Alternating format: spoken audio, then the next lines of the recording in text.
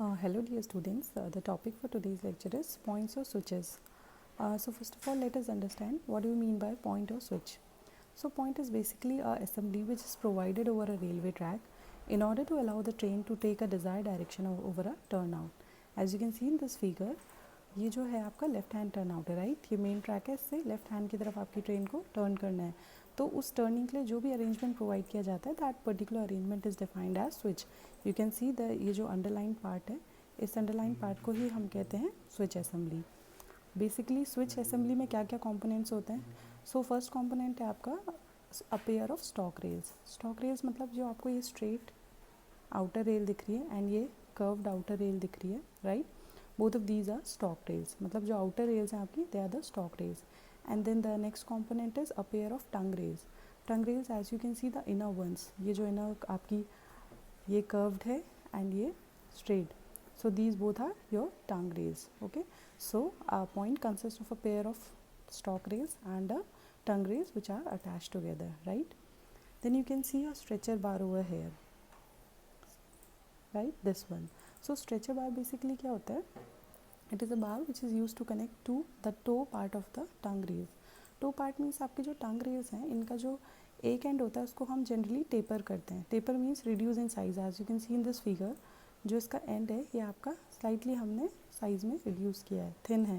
This is the tapered end means which is called as toe, and this is the untapered end which is called as heel. So the toe part of the tongue rails are connected together by the stretcher bar. Now what is the function of this stretcher bar? So stretcher bar toe को आपके connect करती है, and whenever a train is coming from this direction and it has to turn into this direction, so what will happen? आपके जो ये toe होंगे, ठीक है, टंग रेल के, ये स्ट्रेचर बार के थ्रू एक साथ कनेक्टेड है and it can move together either to this direction or either to this direction. It depends on which direction the train has to take, right? So what will happen if a train is coming from this side and it has to turn over to this direction? So ये जो आपकी पूरी assembly है, ठीक है, टंग rail की, ये आपकी स्लाइटली इधर को मूव हो जाएगी। सो ये वाला जो एंड है ये यहाँ पे इस वाली स्टॉक रेल पे स्टक हो जाएगा एंड ये जो एंड है ये वाला इधर मूव हो जाएगा। तो जो ट्रेन इस तरफ से आएगी वो स्लाइटली उसका जो फ्लेंज होगा व्हील का, वो क्योंकि यहाँ पे कोई गैप नहीं रहा है, यहाँ पे स्टक हो गया है, तो इस डायरेक्शन पे आ जाएगा एंड यहाँ पे क्योंकि गैप हो चुका है तो इस वाले आपका जो रेल है बेसिकली उसके ऊपर जो फ्लेंज व्हील है वो उसके ऊपर आ जाएगा एंड इस तरीके से आपकी जो ट्रेन है वो ईजिली इस डायरेक्शन में टर्न हो जाएगी। And suppose the train has to go straight over here, so what will happen? ये जो पूरी असेंबली है आपकी टंग रेल की एंड स्ट्रेचर बार की, ये पूरा आपका एक साथ इस तरफ आ जाएगा। तो ये अब स्टॉक रेल के इस वाली स्टॉक रेल पे स्टक हो जाएगा, राइट, और यहाँ पे गैप आ जाएगा। सो what will happen? The train will come, और क्योंकि यहाँ पे स्टक हो चुका है तो ये इजीली उसका फ्लेंज इस वाले आपके ट्रैक रेल पे चढ़ जाएगा एंड यहाँ से ये स्ट्रेट इस पे पास होके स्ट्रेट आगे निकल जाएगा।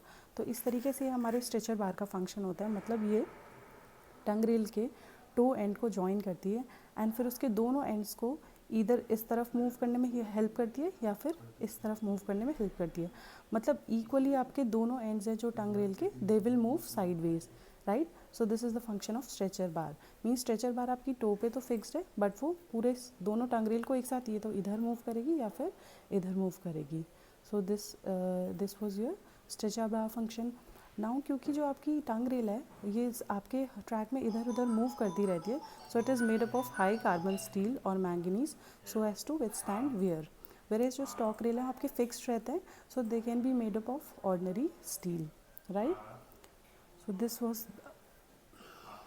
सो this was basically your point of switch assembly. हाँ, okay, one more term in this, throw of switch. Throw of switch basically क्या होता है? आपका जब भी ये पूरी असेंबली इधर इस तरफ जब मूव करिए तो जितने डिस्टेंस से आपका जो टंग रेल है टोके वो मूव हुए साइडवेज, सो दैट जो ट्रेन है वो डिज़ायर डायरेक्शन ले ले, उसको हम थ्रो ऑफ स्विच कहते हैं। इस फिगर में आप देख सकते हैं जब ये पूरी असेंबली इस तरफ साइडवेज मूव हो गई तो जितना डिस्टेंस वो मूव हुई है उस डिस्टेंस को हम कहते हैं throw of switch, right.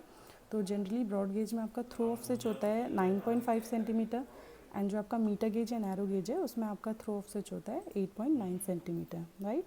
Again I am telling you throw of switch क्या होता है?